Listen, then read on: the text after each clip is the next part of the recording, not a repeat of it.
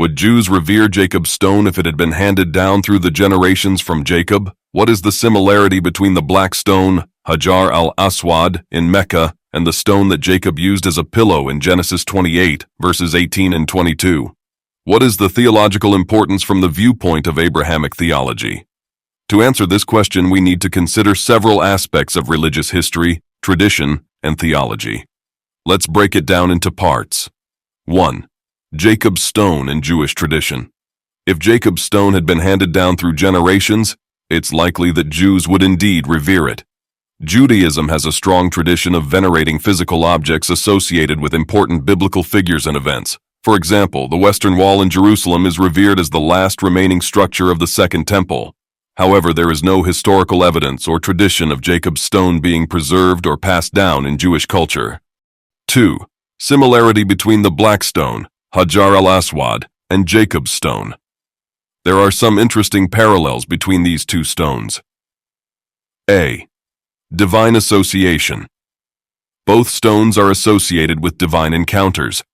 Jacob's stone was used as a pillow when he had his dream of a ladder to heaven, while the black stone is believed by Muslims to have been sent down by Allah from heaven.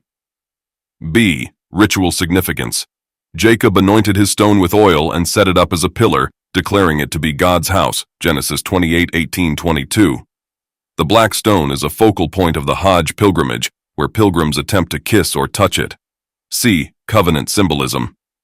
Jacob's stone became a symbol of his covenant with God, while the black stone is seen by some Muslims as a symbol of the covenant between Allah and humanity.